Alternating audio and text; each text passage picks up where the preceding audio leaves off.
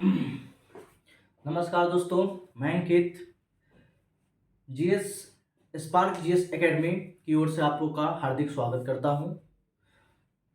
आज से हम लोग वनडे एग्ज़ाम जे या एसएससी हो या आपका एसआई से रिलेटेड एग्ज़ाम हो या पीसीएस लेवल एग्ज़ाम, उस सब से रिलेटेड हम लोग तैयारी करवाएंगे। स्पार्क जीएस एकेडमी में जो है मैं और अवनीश सर दो फैकल्टी होंगे जो दोनों आपको पढ़ाएंगे। अवनीश सर का इंट्रोडक्शन मैं दे दूं जो आज शाम से आपको मैथ्स और रीजनिंग के डिटेल्स बताएंगे। साथ ही साथ मैं आपको जितने भी जीएस पोर्शन होते हैं, करंट अफेयर्स होते हैं, चाहे साइंस रिलेटेड, वो मैं आपको पढ़ाऊंगा। ठीक है।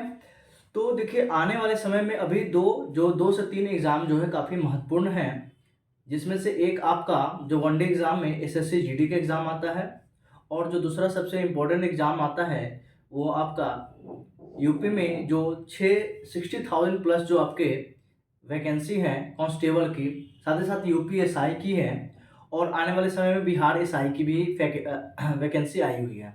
तो ऐसे में जो कुछ ऐसे चीज़ें जिसे हमें समझना चाहिए कि कहाँ से वो कौन से ऐसे एरियाज़ है जहाँ पे हमें वर्क करना बहुत ज़रूरी है और आसानी से हम टैकल कर सके एग्ज़ाम हॉल में।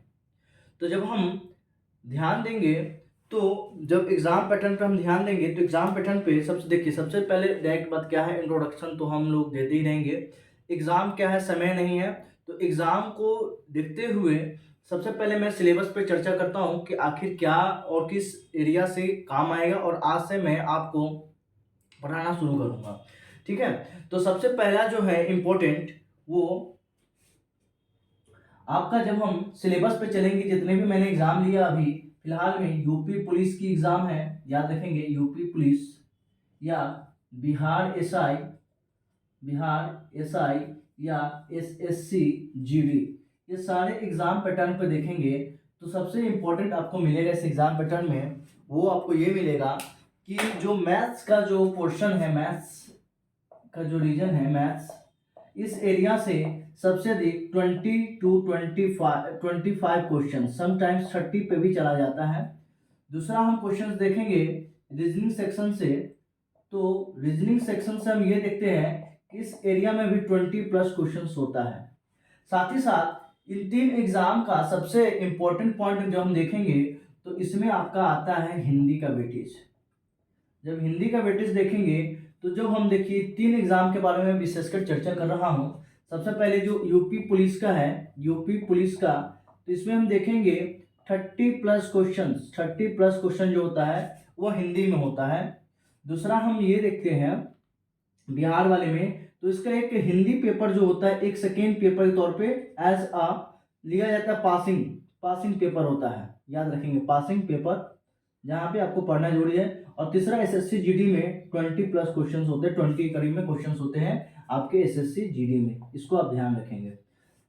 साथ ही साथ ये आपके सिलेबस के अलावा जो इम्पोर्टेंट फोकस एरिया होना चाहिए बच्चों, ये मैं आपको बताने के लिए, देखिए आप खुद देखिए कि यहाँ से अगर मान लीजिए एसएससी जीडी या बिहार आपके यूपी कांस्टेबल के एग्जाम में, तो आपके मैथ के क्वेश्चंस कितने हो गए, 30, रीजनिंग कितने हो गए, 20 प्लस, टोटल 50 ये हो गए। मान लीजिए अगर आपके हिंदी 30 आ गए, तो 80 क्वेश्चंस तो आपके यहीं से आने हैं, 150 में 80 क्वेश्चन तो आपके यहीं से आने हैं। तो क्यों ना हम एग्जाम में जाने से पहले इन तीन सेक्शन पे हम काफी कड़ी मेहनत कर लें, क्योंकि देखिए ये तीन में अगर आप कड़ी मेहनत करते हैं तो मैथ्स में कोई बनाकर लिखना है नहीं है कुछ भी, तो यहाँ पे आप 30 में 30 स्कोर कर सकते हैं, इंटू 2 मतलब 60 क्वेश्चन नंबर। यहाँ पे 20 इंटू 2 आप 40 मार्क्स ला सकते हैं। और चाहे अगर हिंदी में अब कितना भी बेकार करके आए, क्योंकि हिंदी हमारा क्या है, मातृभाषा है, तो इसमें हम 25 प्लस करके आ ही सकते हैं। तो इंटू 2 आप देख लीजिए, आपका सिलेक्शन यहीं से हो सकता है। पिछले बार 60 क्वेश्चन पे गया था, आप देख ले 50 और यहाँ 75, 75 क्वेश्चन, आपके सिलेक्शन इसी पोर्शन से है। इसके अलावा आप जीएस में देखेंगे, तो जीएस सेक्शन में हम ये देख सकते हैं कि जीएस क्या है, एक वाइड एरिया है। देखिए हिंदी, रीजनिंग, मैथ क्या है, उसमें भी सब टॉपिक्स पढ़ने हैं, बट हमको जीएस में क्या है, जीएस एक वाइड एरिया होता है, जिसमें दो पोर्शन से मिलकर बना होता है। एक को कहते हैं जीएस, एक को कहते हैं जीए। जीए का मतलब जनरल अवेयरनेस, मतलब करंट अफेयर्स से रिलेटेड टॉपिक्स होते हैं। तो आप जब एग्जाम पैटर्न पे देखेंगे तो जो जनरल स्टडीज, मतलब जो हम लोग यहाँ से आप देखेंगे एग्जाम पैटर्न में, तो आपके history, polity, geography, economics, science, अब देखेंगे इन सारे पोर्शन से मिलाकर मोटा मोटी 25 से 30 क्वेश्चन आएंगे। सोच लीजिए इतने सारे विषय पढ़ने हैं। और साथ ही साथ जनरल अवेयरनेस, जिसको हम लोग करंट अफेयर्स बोलते हैं, करंट अफेयर्स अबाउट, इसमें भी 25 क्वेश्चंस करीब में आते हैं। तो सबसे इंपॉर्टेंट किसी भी एग्जाम को निकालना है वनडे एग्जाम में, तो उसके लिए सबसे आसान तरीका है मैथ्स स्ट्रॉन्ग करें, रीजनिंग स्ट्रॉन्ग करें, साथ ही अगर हिंदी है तो हिंदी के साथ चले, और अपना जनरल अवेयरनेस, ये सारे पोर्शन को लेकर चलते हैं तो ये क्या हो जाएगा, हमारा वेटेज हाई हो जाएगा एक स्मार्ट स्टडीज के माध्यम से। और इस पोर्शन पे थोड़ी मेरी मेहनत करनी है ताकि यहाँ सभी क्वेश्चन ना छूटे। अगर 25 क्वेश्चन है तो हमें ये कोशिश करना चाहिए कि इसमें से मुझे 15 से 16 क्वेश्चन आने ही चाहिए।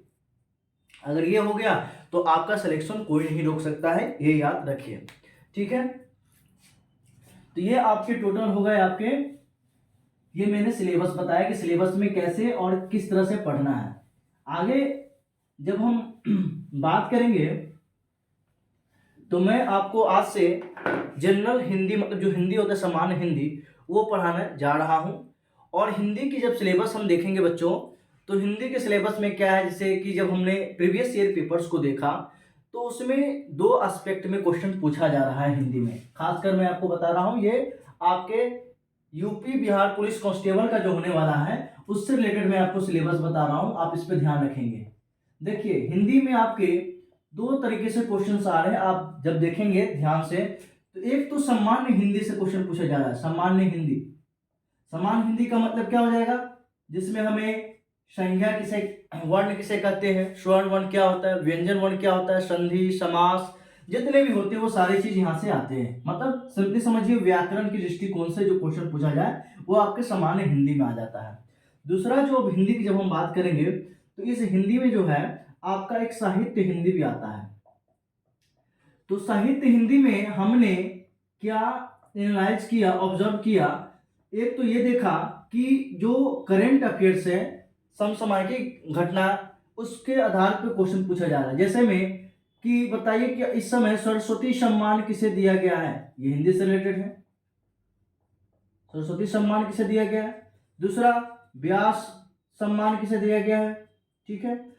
और तीसरा साथ ही साथ इसमें यह दिया गया है कि जैसे मान लीजिए छायावती कवि होते हैं तो उस काल के कौन कौन कवि आ रहे हैं, ये किसकी रचनाएं हैं, किसकी कविताएं हैं, तो ये आपके साहित्य हिंदी हो गए। तो यहाँ से भी क्वेश्चन अबाउट 5 से 8 क्वेश्चन के बीच में मैंने देखा था 30 में, और रिमेनिंग क्वेश्चन जो आपके हो गए यहाँ से अबाउट 20 प्लस हो गए। तो आप सोचिए कि अगर हिंदी में इस पोर्शन को बहुत बच्चे क्या करते हैं, निगलेक्ट करके चलते हैं। सिर्फ ये समान हिंदी का मतलब वो व्याकरण समझ लिए, नहीं, समान हिंदी में आपको ध्यान देना है कि सरस्वती कौन कौन से ऐसे अवार्ड है, सम्मान है जो हिंदी के क्षेत्र में दिए जाते हैं, उस वहां से क्वेश्चन आएंगे। कौन कौन से ऐसे एकेडमी है जो हिंदी के विकास के लिए खोला गया है, वहां से प्रश्न आएंगे। साथ ही साथ हमारे मुंशी प्रेमचंद किस काल के थे, ठीक है, वो भी आएंगे। आपके फणींद्रनाथ रेणु किस समय के थे, वो सारे के सारे इसमें प्रश्न किए जाते हैं और आएंगे। तो हम क्या करते हैं, एक एक करके सभी पे चर्चा करते हैं। आज से मैं आपको हिंदी और जीएस पोर्शंस पढ़ाऊंगा, और जिसमें सबसे पहला जो क्लास आज का है वो हिंदी का है। और हिंदी में मैं सबसे पहले आपको आज जो इंट्रोडक्टरी क्लास है उस क्लास में मैं आपको वर्णमाला के बारे में बताने जा रहा हूँ। आप देखिए वर्णमाला में जब हम ध्यान देंगे बच्चों, तो वर्णमाला में भी क्वेश्चंस बहुत सारे आते हैं। आप देखिए जो मैं ये चैप्टर पढ़ाने जा रहा हूं, तो अभी हाल फिलहाल में पेट का एग्जाम हुआ था, पेट, जब वहां हिंदी में देखेंगे तो यहां से क्वेश्चंस अधिक आते हैं, वहां से क्वेश्चंस पेट के एग्जाम में वर्णमाला से क्वेश्चन पूछे जाते हैं।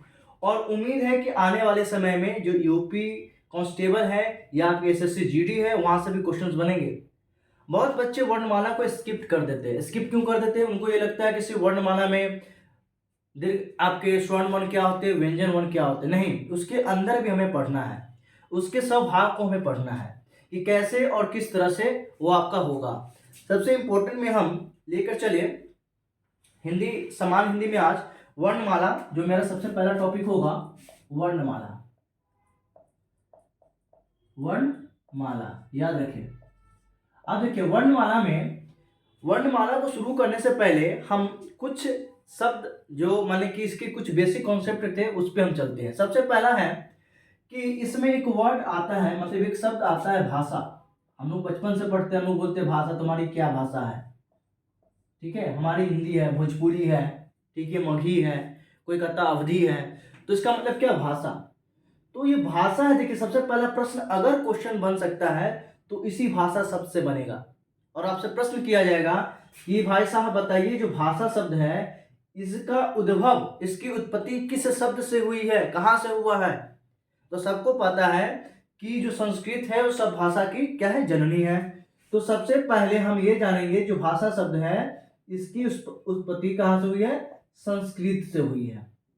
और संस्कृत के किस भाषा से हुआ है, शब्द से, भाष से, याद रखिएगा, संस्कृत के भाष शब्द से हुआ है, और जिसका अर्थ होता है बोलना। किसका होता है, बोलना। तो सिंपली अगर आपसे कोई पूछे कि भाषा का मतलब क्या होता है, तो भाषा का मतलब क्या होता है, बोलना, ठीक है।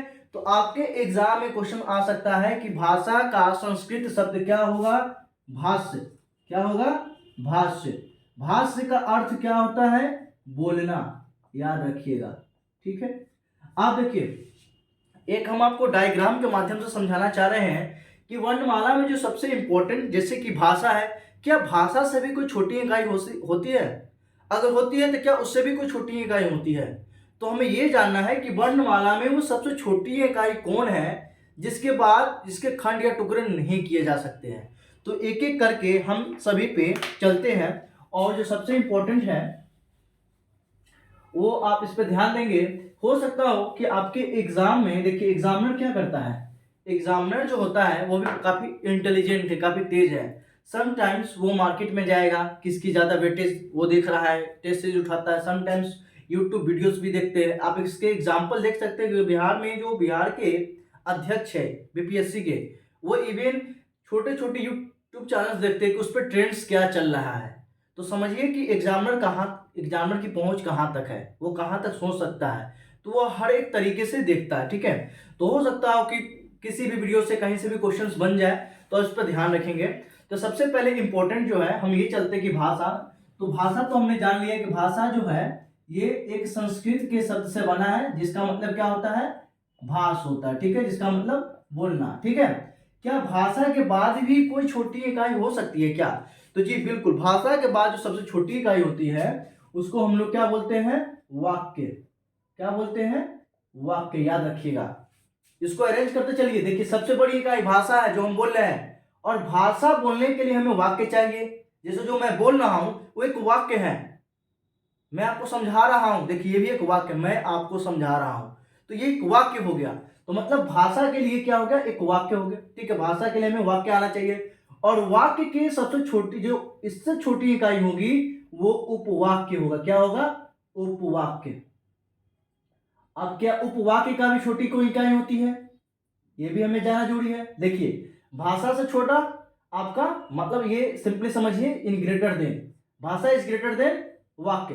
वाक्य जो है बड़ा है उपवाक्य से, और क्या उपवाक्य से भी कोई बड़ा है, छोटा है, तो जी हाँ, उपवाक्य से भी छोटा होता है, जिसको हम लोग पदबंध बोलते हैं। क्या बोलते हैं, पदबंध। क्या पदबंध से भी कोई छोटा है, जी हाँ बिल्कुल, पदबंध से छोटा होता है, जिसको हम लोग पद बोलते हैं। पद, पद का मतलब क्या होता है, शाब्दिक अर्थ, इसका अर्थ होता है शब्द। पद का अर्थ क्या होता है, शब्द। और पद से भी जो सबसे छोटा होता है उसको हम लोग अक्षर बोलते हैं, याद रखिए, अक्षर। और अक्षर से भी जो छोटा होता है बच्चों, आप ध्यान रखेंगे, उसी को वर्ण बोलते हैं। अब हिंदी में जब हम देखेंगे तो इससे छोटा कोई नहीं हो सकता है। तो अब देखिए कहां से ये श्रृंखला चालू हो रहा है। सबसे पहले अगर हम शुरुआती करेंगे सबसे छोटी इकाई से, तो वर्णमाला की सबसे छोटी इकाई, वर्णमाला की सबसे छोटी इकाई, अगर आपसे कोई प्रश्न करे वर्णमाला की सबसे छोटी इकाई किसे कहते हैं? तो बच्चों सबसे छोटी इकाई जो होता है वर्ण को बोलते हैं, या इसी को हम लोग ध्वनि भी बोलते हैं, याद रखेंगे, ध्वनि भी बोलते हैं, वर्ण या ध्वनि।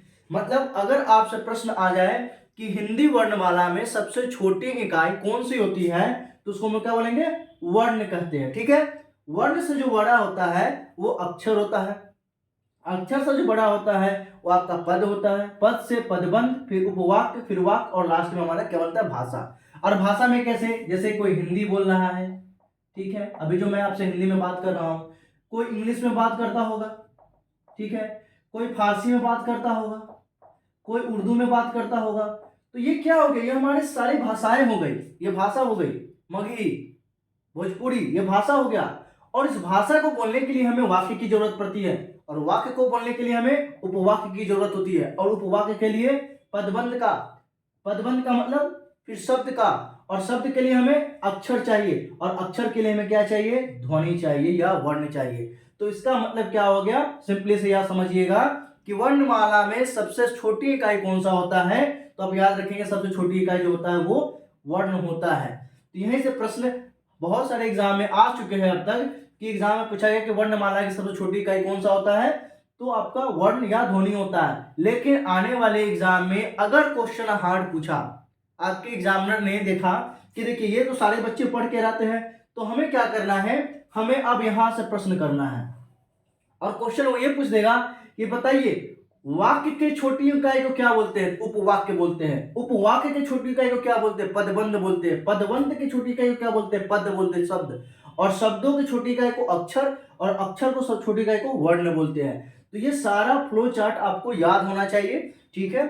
इसी के माध्यम से क्या होगा कि आपके एग्जाम में, तो यहाँ से बहुत सारी फ्लो चार्ट है, यहाँ से प्रश्न आपके बनने के चांसेस ज्यादा है। तो फिर से मैं आपको बता दूं, जो भाषा है रिवीजन के लिए, ताकि आपको याद हो जाए, भाषा जो है संस्कृत के शब्द से बना है जिसका मतलब भाष्य है, ठीक है। भाषा संस्कृत शब्द भाष्य से बना है जिसका मतलब बोलना होता है।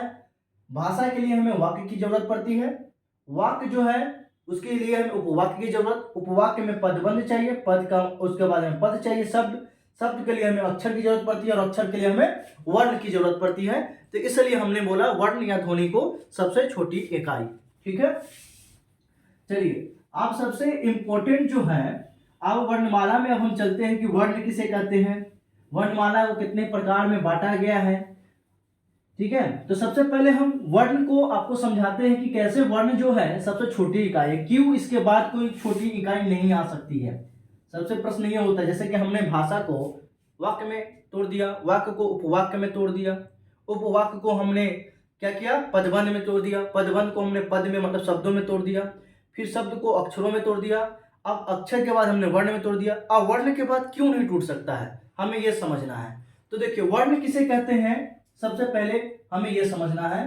तो आप लोग भी लिख ले वर्ण की परिभाषा पहले, कि वर्ण उसे कहते हैं जिसके, सिंपली सी भाषा में लिख सकते हैं, जिसके, शॉर्ट नोट्स के तौर पे, जिसके खंड, जिसके खंड या जिसे खंड नहीं किया जा सके, मतलब इसे तोड़ा ना जा सके, जिसे खंड नहीं किया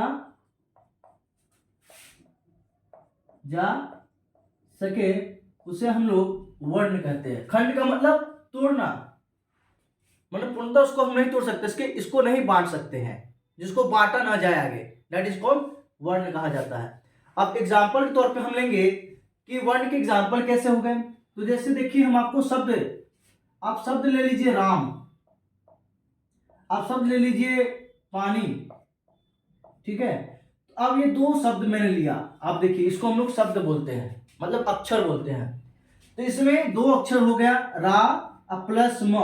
देखिए ये आपके शब्द है, राम क्या है, आप यहां शब्द तो चलिए शब्द है, पानी क्या है, समझते चलिए शब्द है। अब पानी में दो अक्षर मैंने खोजा, पा प्लस नी, ये क्या हो गए? दो अक्षर। राम में रा प्लस म क्या हो गए? दो अक्षर। तो मतलब राम जो शब्द है वो दो अक्षरों से मिलकर बना है, रा प्लस म, मतलब इसके खंड कर दिए, टुकड़े हो गए। राम के रा प्लस म में हमने खंड कर दिया, पानी हमने पा प्लस नी से हमने खंड कर दिया, पानी हो गया। तो क्या अब इसके बाद भी इसका हम खंड कर सकते थे? हाँ बिल्कुल, रा प्लस आ, क्या म का भी कर सकते हैं? हाँ, म में हलंत प्लस अ, म। अब देखिए राम का र हलंत आ, म हलंत आ, देखिए इसके फिर से मैंने खंड कर दिए।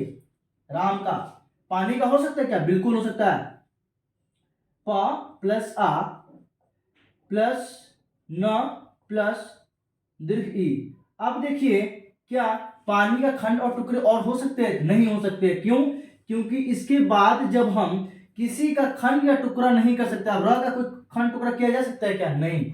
आ का क्योंकि ऑलरेडी अड़ है, मतलब इसका हलंत है। आ हो गया म और अ। आप मतलब इसके क्या है कि जब इसके बाद जब हम खंड नहीं कर सकते हैं, खंड का मतलब जब इसको हम नहीं तोड़ सकते हैं, तो इसी इकाई को हम लोग क्या बोलते हैं? वर्ण बोलते हैं। याद रखिए।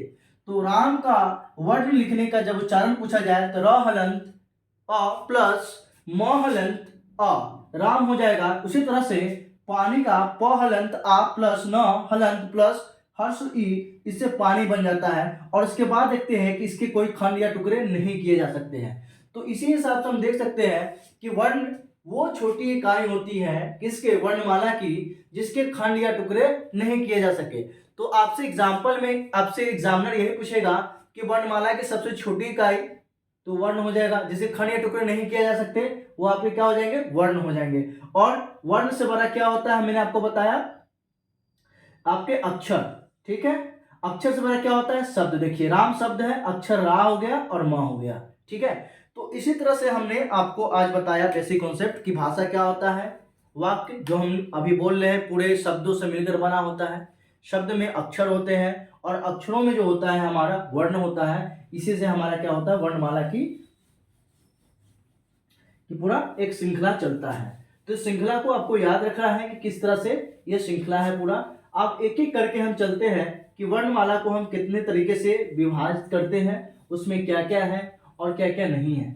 सबसे इंपॉर्टेंट हम देखेंगे वर्णमाला में, तो वर्णमाला को मूलतः हिंदी में हम उच्चारण की दृष्टि से जो है 45 वर्ण मानते हैं। ठीक है, 45। ठीक है, लेकिन जब हम लेखन के आधार पर देखेंगे, देखिए एक चीज याद रखिए, वर्णमाला, अब वर्णमाला को हम जब विभाजित करेंगे, यहां से भी प्रश्न आएंगे। एक उच्चारण की दृष्टि से, उच्चारण के हिसाब से, और दूसरा जो आपका इंपॉर्टेंट है लेखन के आधार पे, लेखन के आधार पे, लेखन के आधार पे। अगर उच्चारण के आधार पे हम देखें तो वर्णमाला के टोटल 45 वर्ण होते हैं, जबकि लेखन के आधार पे देखेंगे तो 52 वर्ण होते हैं। तो आपके एग्जामिनर जो है ये क्वेश्चन आया हुआ है, आप जाके देखिए प्रीवियस ईयर में कि वर्णमाला जो है उच्चारण की दृष्टि से कितने प्रकार के होते हैं, तो 45, और लेखन की दृष्टि से कितने होते हैं? 52। अब वर्णमाला के उच्चारण की दृष्टि में भी हम देखें तो उसको कैसे विभाजित किया गया है, तो हम देख सकते हैं कि वर्णमाला में उच्चारण की दृष्टि से आपके 10 स्वर्ण वर्ण है, 10 स्वर्ण वर्ण है, और 35 जो है व्यंजन है, व्यंजन वर्ण है। आप याद रखेंगे ये क्वेश्चंस आपके आते हैं कि उच्चारण की दृष्टि से कितने स्वर वर्ण है? 10। उच्चारण की दृष्टि से कितने व्यंजन वर्ण है? 35। आपके उच्चारण की दृष्टि से टोटल कितने हिंदी में वर्णमाला है? 45 वर्ण होते हैं। वहीं आपके लेखन की दृष्टि से 52 होते हैं, जिसमें आपके यहाँ पे 3 भागों में हम बांट सकते हैं, जिसमें स्वर्ण वर्ण, स्वर, व्यंजन और संयुक्त वर्ण। ठीक है, अब जो स्वर्ण होता है वो 13 होता है, आपका ये 35 हो गया, प्लस ये आपका 4 हो गया, प्लस आपका ये 4 हो गया। तो आप देख ले कि यहाँ पे टोटल आपके, तो क्वेश्चन आपसे पूछ सकता है टोटल कितने संयुक्त वर्ण होते हैं, तो संयुक्त वर्ण जो होते हैं वो आपके 4 होते हैं, याद रखिएगा। जिसमें संयुक्त वर्ण में क्या होता है? छत्र ज्ञ, छत्र ज्ञ श्र, छत्र श्र ज्ञ जो होते हैं वो आपके संयुक्त व्यंजन होते हैं। जो कवर्ग, चवर्ग, टवर्ग, पवर्ग, आपका यर लव श जो होता है उसके अंतर्गत ये व्यंजन आ जाता है, और स्वर्ण में अ से लेकर अंग तक जो आता है वो आपके स्वर्ण वर्ण हो जाते हैं। तो आपके एग्जामिनर जो है यहां से भी प्रश्न कर सकता है कि बताइए बच्चों कि उच्चारण की दृष्टि से आपके टोटल कितने वर्ण होते हैं? तो 45। उच्चारण दृष्टि से स्वर्ण वर्ण कितने होते हैं? तो 10। आपके व्यंजन कितने होते हैं? 35। लेकिन अगर लेखन की दृष्टि से पूछा जाए तो आपके टोटल 52 वर्ण होते हैं, जिसमें से स्वर्ण आपके 13, व्यंजन 35 और संयुक्त कितने होते हैं? 4 होते हैं। ये आपके टोटल हो गए हिंदी के वर्णमाला कैसे। अब एक एक करके जो है अब हम चलते हैं कि स्वर्ण वर्ण को आज हम पहली दफा पढ़ेंगे कि वर्णमाला में देखिए मुख्यतः 3 ही होते हैं आपके, स्वर्ण, व्यंजन और संयुक्त। तो सबसे पहले आज जो है मैं आपको क्लास स्वर्ण वर्ण के कुछ भाग को पढ़ाऊंगा कि स्वर्ण वर्ण किसे कहते हैं, उसके बाद उसके टाइप्स क्या होते हैं, ह्रस्व जैसे उच्चारण दृष्टि से कितने टाइप्स के होते हैं। दूसरा आपके देखिए मूलतः हम लोग क्या जानते हैं कि स्वर्ण वर्ण किसे कहते हैं, बस इतना ही पढ़ लिए, अ आ ई उ इस तरह से। और उसके बाद हम भूल गए कि वर्णमाला में स्वर्ण के और भी कुछ पार्ट हो सकते हैं। तो वर्णमाला में स्वर्ण के सिर्फ अ से लेकर ह्रस्व होता है, दीर्घ होता है, प्लुत स्वर्ण वर्ण होते हैं। तो इस तरह के बहुत सारे ऐसे टाइप्स होते हैं जो एग्जाम में पूछे गए हैं और पूछे जा सकते हैं। तो अब हम उस पर चर्चा करते हैं और इस वीडियो को आप इस वीडियो से चाहे तो आप नोट्स भी बना सकते हैं। मैं ज्यादा कोशिश करूंगा इसको फ्लो चार्ट में पढ़ाने का ताकि आपको आसानी से समझ में आ सके। ठीक है, आप देखिए सबसे पहले इंपॉर्टेंट है स्वर्ण वर्ण। क्या है? स्वर्ण, स्वर्ण वर्ण। ठीक है, आप देखिए इंग्लिश में इसको वोवेल्स बोलते हैं, हम लोग पढ़े होंगे इंग्लिश में vowels, A E I O U, A E I O U. English में जब देखेंगे तो 5 वोवेल्स होते हैं, ए ई आई ओ यू। लेकिन जब हम स्वर्ण वर्ण की बात करेंगे तो अभी मैंने आपको बताया कि स्वर्ण वर्ण को जब उच्चारण के दृष्टिकोण से हम पढ़ते हैं तो वहां पे सिर्फ 10 स्वर्ण की ही बात की जाती है, लेकिन जब हम लेखन की दृष्टिकोण से बात करेंगे तो स्वर्ण की 13 टाइप्स बताए गए हैं। ठीक है, अब इसमें वो कौन ऐसे 3 स्वर्ण है जिसको छोड़ दिया गया है? तो आप देखेंगे जो री, अंग और अ, ये जो है उच्चारण की दृष्टि में उपयोग नहीं किए जाते हैं। तो आपसे आगे क्वेश्चन ये भी किया जाएगा कि निम्नलिखित में से कौन ऐसे स्वर्ण वर्ण है जिसका उच्चारण में प्रयोग नहीं करते हैं। तो आप लिख देखिए री, अंग, अ, याद रखिएगा री, अंग, अ ऐसे स्वर्ण वर्ण है जिसका उच्चारण में प्रयोग नहीं किया जाता है। लेकिन जब हम लेखन की बात करेंगे इसमें अ से लेकर अंग तक, अ से लेके अंग तक जो होता है वो हमारे टोटल 13 के अंतर्गत आता है। तो अब हम इस पे चर्चा करेंगे कि ये स्वर्ण वर्ण होता क्या है। हम ये समझ गए कि स्वर्ण वर्ण के उच्चारण दृष्टि से 10 होते हैं और वो 3 कौन है जो हम उच्चारण के दृष्टिकोण से उपयोग नहीं करते हैं। तो उसमें री, अंग, आ होता है। ये एग्जाम में क्वेश्चन पूछा गया है और आगे भी पूछे जाएंगे, इंपॉर्टेंट मान लीजिए इसको, इंपॉर्टेंट है। दूसरा लेखन की दृष्टि से अगर बात करेंगे तो 13 होता है जिसमें अ से लेकर अंग तक सारे को उपयोग किया जाता है। अब हम लेकर चलते हैं कि स्वर्ण वर्ण होता क्या है। सबसे इंपॉर्टेंट कि स्वर्ण वर्ण होते क्या है और इसको हम कैसे आगे कितने टाइप्स में विभाजित कर सकते हैं और कैसे कैसे क्वेश्चंस आएंगे इस पर मैं चर्चा करूंगा। सबसे पहले स्वर्ण वर्ण किसे कहते हैं ये आपसे प्रश्न नहीं किए जाएंगे, लेकिन ये जानना बहुत जरूरी है कि वर्ण कहते किसे, स्वर्ण वर्ण कहते किसे हैं। तो देखिए बच्चों स्वर्ण वर्ण उसे कहते हैं जिसके उच्चारण करने में हमें किसी अन्य वर्ण की सहायता न लेनी पड़े। एग्जाम्पल के तौर पे कैसे? एग्जाम्पल में देखिए स्वर्ण वर्ण किसे कहते हैं? किसी की सहायता न ले। सिंपली समझिए किसी अन्य वर्ण की सहायता न ले उसे स्वर्ण वर्ण कहते हैं। अब कैसे? इसके एक उदाहरण समझते हैं। आप देखिए अ बोल रहे हैं, क्या अ बोलने में क्या किसी अन्य वर्ण की सहायता लिया जा रहा है? नहीं। लेकिन अगर आ बोल रहे हैं क्या बोलने में ले रहा है? नहीं। हर्ष ई बोल रहे हैं क्या किसी अन्य वर्ण की सहायता? नहीं। इसी तरह से दीर्घ ई, हर्ष उ, दीर्घ उ, ऐसोन अह तक क्या हमने किसी भी वर्ण में बोलने में या लिखने में किसी अन्य वर्ण का सहायता लिया? क्या? नहीं। तो जब हम किसी अन्य वर्ण का सहायता नहीं लेते हैं तो बच्चों याद रखना उसे ही हम लोग स्वर्ण वर्ण कहते हैं। ठीक है, आगे दूसरा चीज ये है कि सर आखिर व्यंजन वर्ण क्या होगा? तो देखिए स्वर्ण और व्यंजन का मैं डिफरेंस बता दूं कि व्यंजन वर्ण वो होता है जो अन्य वर्ण की सहायता लेता है। अन्य वर्ण बोले तो स्वर्ण वर्ण की। व्यंजन का स्वर्ण के बिना काम नहीं चल सकता है। जब तक स्वर्ण वर्ण व्यंजन के साथ नहीं आएगा वो काम नहीं करेगा। लेकिन स्वर्ण वर्ण जो है एक स्वतंत्र वर्ण होता है, वो अपने आप काम करता है, उसको किसी की जरूरत नहीं होती है। तो सिंपली समझिए, अगर आपसे कोई पूछे कि बताओ बच्चों स्वर्ण वर्ण किसे कहते हैं, तो बोलेगा वैसा वर्ण जो स्वतंत्र रूप से काम करे, जिससे किसी अन्य से सहायता न लेना पड़े, उसे ही स्वर्ण वर्ण कहते हैं। एग्जाम्पल के तौर पे अ, आ, ई जितने भी होते हैं वो आप इसको समझा दीजिएगा, ठीक है। अब आगे चलते हैं कि और व्यंजन वर्ण अगर कोई पूछे तो व्यंजन वर्ण में अब एग्जांपल में आपको समझाई दे रहे हैं कि स्वर्ण और व्यंजन में अंतर क्या होता है। तो आप ये सिंपली समझिए कि व्यंजन वर्ण जो होता है, देखिए व्यंजन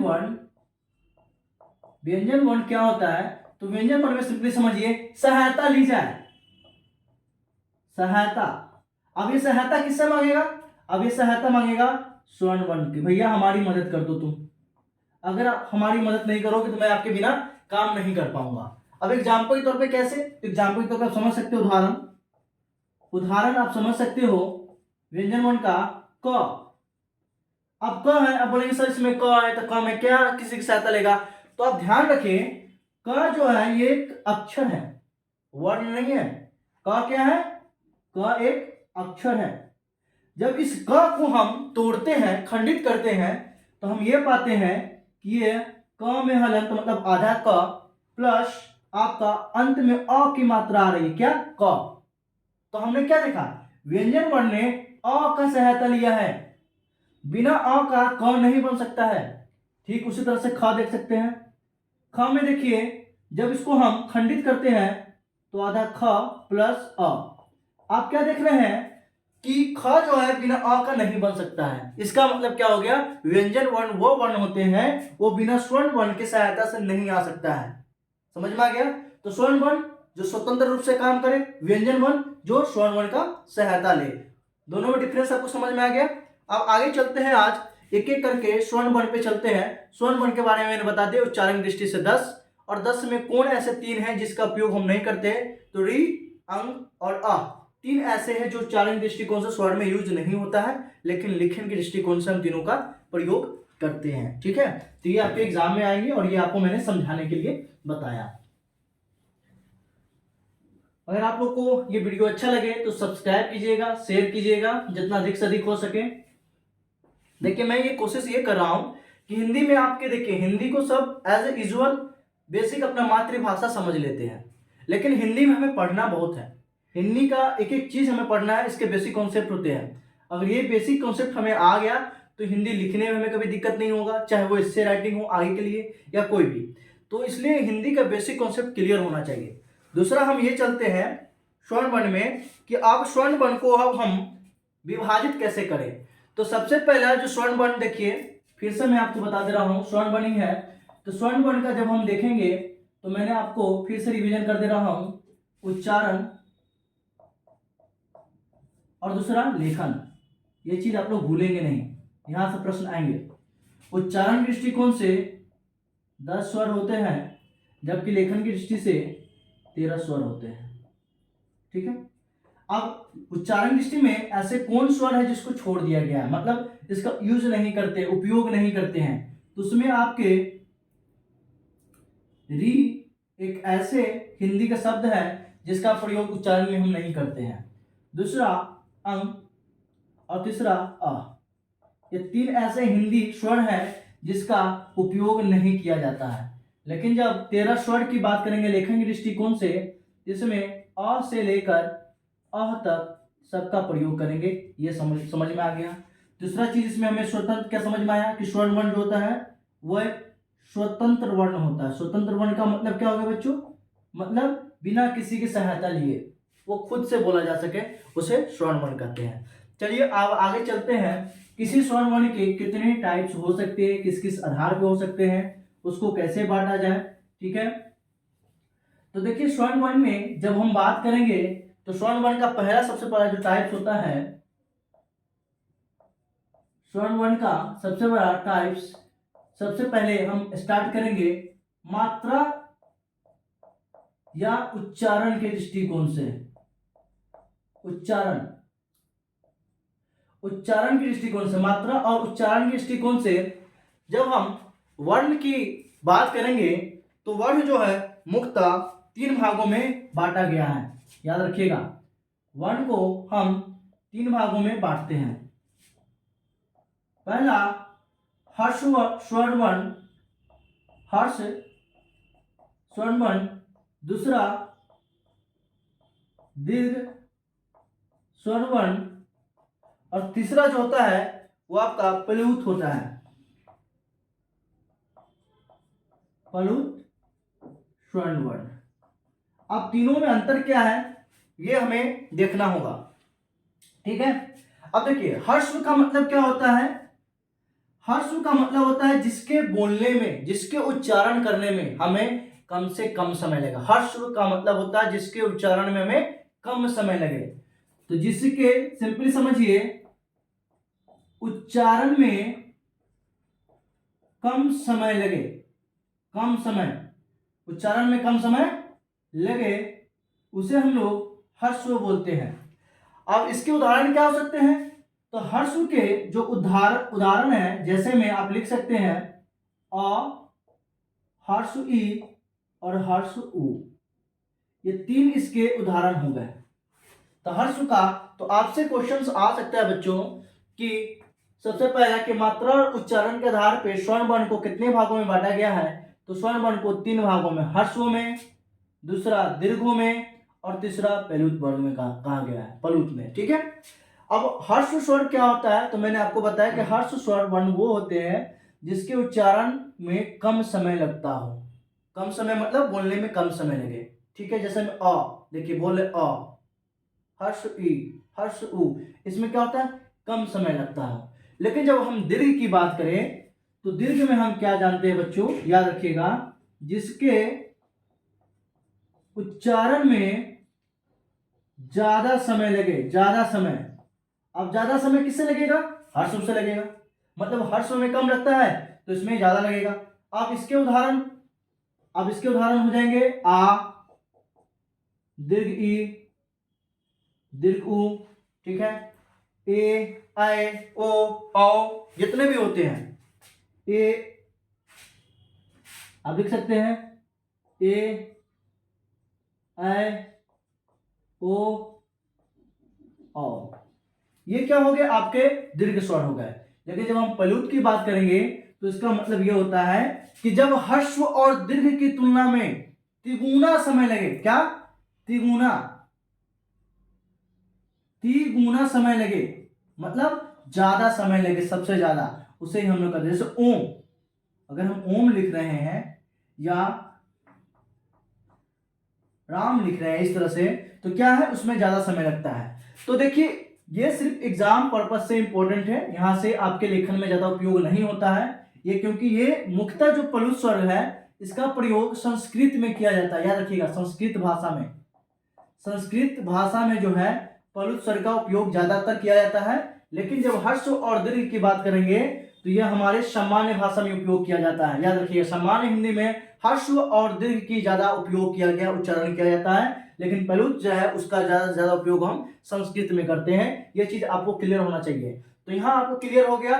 ना क्लियर हुआ हो तो आप कमेंट सेक्शन में जाकर के हमें बता सकते हैं कि सर कहाँ पे आप, मान के आप कहाँ पे आपको दिक्कत है। मैं आपको अगले दिन अगले वीडियो में उसको डाउट को क्लियर कर दूंगा। चलिए आगे जो है, अब हम स्वर्ण वर्ण का जो जीभ के आधार पे, जीभ के आधार पे मतलब क्या कि सर आप जीभ से क्या करेंगे? तो देखिए, जब हम स्वर्ण वर्ण बोलते हैं, आप खुद देखिए, एहसास कीजिए, जब हम स्वर्ण वर्ण का उच्चारण करते हैं तो जीभ का प्रयोग होता है, जीभ के माध्यम से बोल रहे हैं हम, जैसे अ, आ, ई जो भी हो। तो हमें यह देखना है कि जीभ के माध्यम से, यहां से प्रश्न आते हैं कि स्वर्ण वर्ण का जीभ के उच्चारण की मात्रा से कितने भागों में बांटा गया है। पहला प्रश्न यह बनेगा। दूसरा प्रश्न यह बनेगा कि अगर बांटा गया है तो अग्रभाग में कौन सा होगा, मध्य भाग में कौन सा होगा, और पार्श्व भाग में कौन सा होगा। ये सबसे इंपॉर्टेंट क्वेश्चंस बनते हैं। तो चलिए, जीभ के स्वर्ण वर्ण जो है जीभ के प्रयोग के आधार पे, यहां पर मैं आपको लिख दे रहा हूं स्वर्ण वर्ण, और सबसे इंपॉर्टेंट फिर यहाँ पे जीव के उच्चारण के आधार पे, जीव के उच्चारण के आधार पे। अब देखिए यहाँ पर मैं आपका सिंपल सा एक फिगर बना के बता रहा हूं जीव का। जब हम लोग देखेंगे तो हम लोग का जीव इस तरह से होता है, ठीक है। अब जीव में हम क्या करेंगे कि जो सबसे पहली वाली भाग है, आगे वाली भाग, ये मिडल हो गया, मध्य, और ये पार्श्व हो गया। तो जो आगे वाली भाग होती है जीव का, उसको हम लोग अग्रभाग कहते हैं। क्या कहते हैं? अग्रभाग। और इसको कहेंगे मध्य भाग, ठीक है।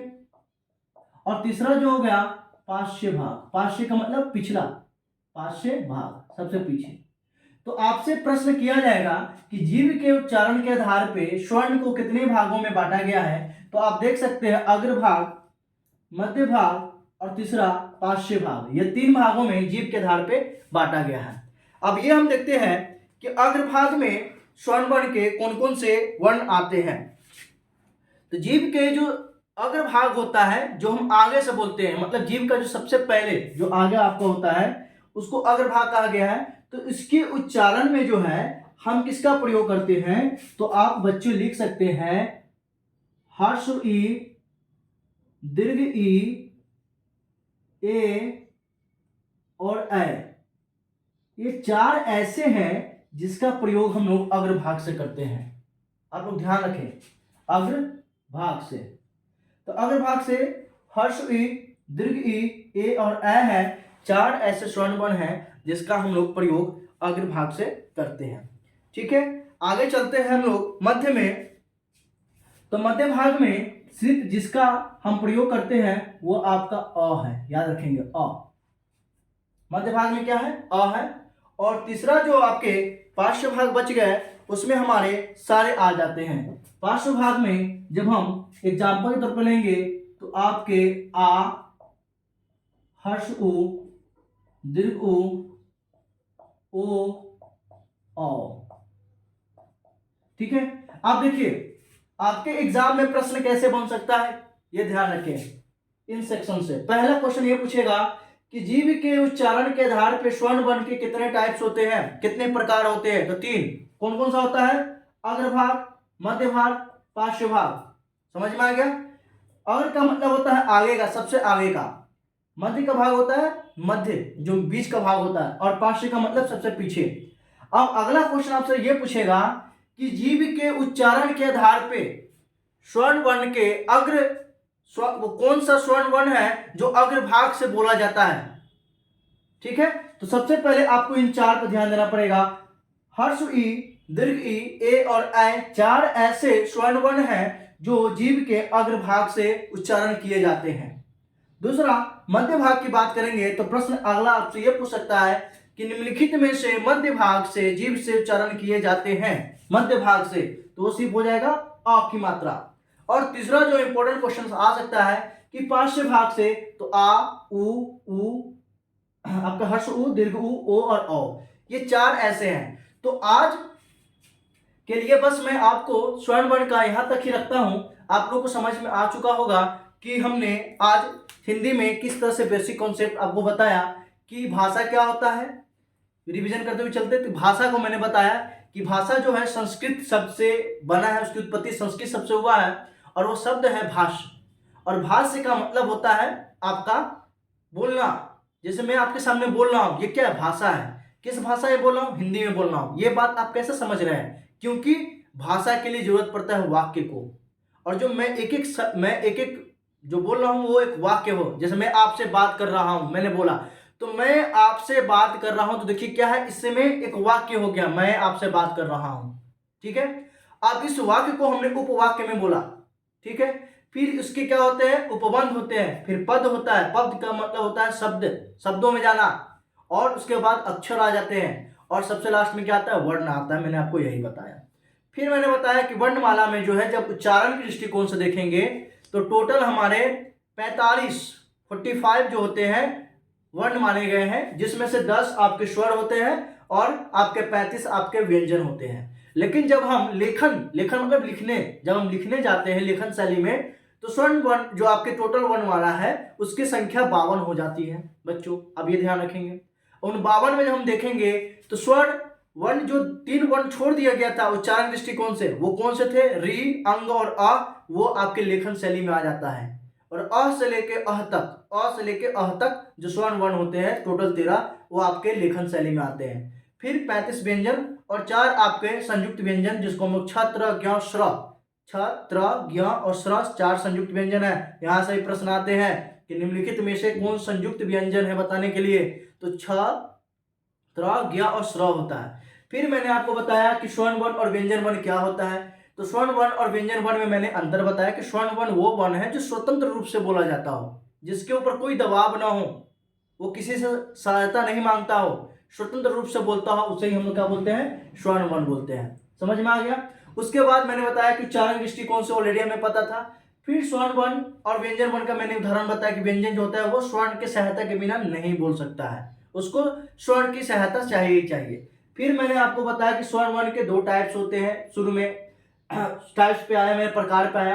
तो स्वर्ण वर्ण के सबसे पहला प्रकार जो है मैंने आपको उच्चारण और मात्रा के आधार पर बताया, और उसको याद रखेंगे। मात्रा और उच्चारण के आधार पे स्वर्ण के 3 प्रकार होते हैं, याद रखेंगे। पहला होता है हर्ष, जिसमें मैंने बोला कम समय लगे, जिसमें होता है अ, हर्ष ई, दीर्घ ई, ठीक है।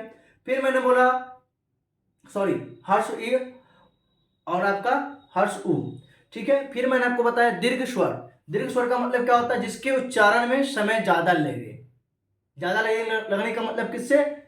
आपका हर्ष की तुलना में। और इसमें मैंने बताया आ, दीर्घ ई, दीर्घ उ, ओ, औ, इस तरह से। और प्लुत को मैंने बताया एक ऐसा जो त्रिगुणा हो, लेकिन इसका उपयोग हम अपने हिंदी, सामान्य हिंदी में लेखन शैली में नहीं करते हैं, इसका प्रयोग संस्कृत भाषा में ज्यादा होता है। दूसरा मैंने बताया कि जीव के आधार पे अभी भी आप देख सकते हैं, मैंने आपको बताया 3 भाग होते हैं, अग्र, मध्य, पार्श्व। अग्र का मतलब अगला, मध्य का मतलब पिछला, मतलब मध्य के बाद, और पार्श्व का मतलब पीछे। और आपके एग्जाम में प्रश्न आ सकता है कि अग्रभाग से कौन सा वर्णमाला का उच्चारण करते हैं स्वर्ण में, तो आपके यहाँ हो जाएंगे हर्ष ई, दीर्घ ई, ए और ऐ, मध्य में अ, और पार्श्व में आपका आ, उ, ओ, औ, ठीक है। तो आज हिंदी के लिए इतना ही। धन्यवाद। फिर कल मिलते हैं स्वर्ण वर्ण के अगले प्रकार के साथ। Thank you.